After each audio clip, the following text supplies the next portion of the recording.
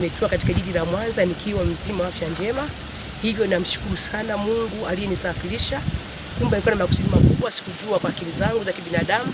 Sikuweza kujua alichokuwa amekikusudia Mungu, lakini kwa neema na rehema za Mungu, Mungu ameenda kunionyesha mambo makubwa sana mazito ambayo sikuyategemea katika maisha yangu. Sikutegemea kabisa kama ningeenda kukutana uso wa Mungu kiasi kikubwa hicho. Kwa hiyo kila sababu ya kumshukuru Mungu, hata kwa kunijaza nguvu ya ajabu, hata kunionyesha vitu vikubwa, hata kwenda kuiumba dunia na kufanya dunia kuwa mpya, hata kuporomosha vitu vyote ambavyo tunaviona kwa sasa, lakini katika ulimwengu wa roho Mungu ameshavibomoa na kuviporomosha. Ninamshukuru sana Mungu, wala sikutegemea katika maisha yangu kama ningeweza kuona mambo makubwa kama haya. Sikutegemea.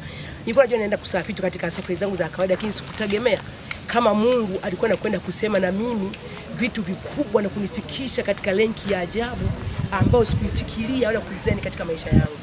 Kwa hiyo niko hapa, ninamshukuru sana Mungu. Nimerudi nikiwa mzima, afya njema, kwa mkono wa Mungu tu, basi mkono wa mwanadamu. Hivyo nina kila sababu ya kumwambia Mungu asante.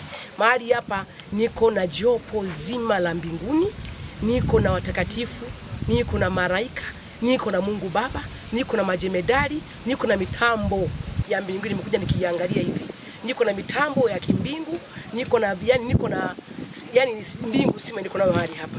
Kwa namshukuru Mungu. Pia niko na kina Steve Charles Kanumba pamoja na jopo lake, kina Shalo, kina Amina, kina Masogange, kina Tupa.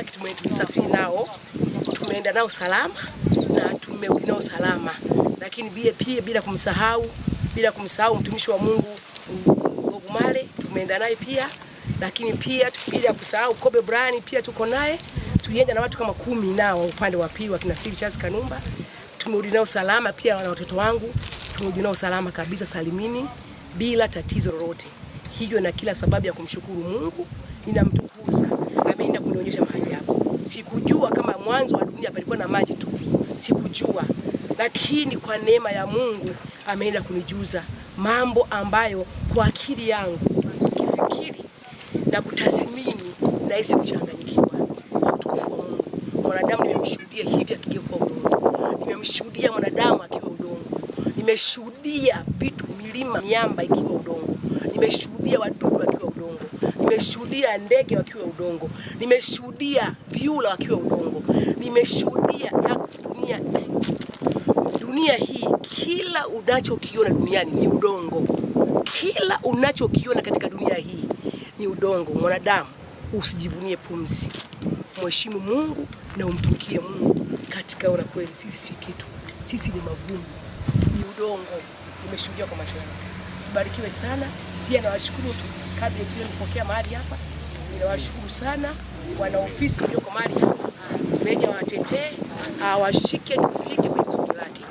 Nashukuru pia media ambao umenipokea. Mungu awabariki sana, tuka surprise. Sikutegemea kama tutapitia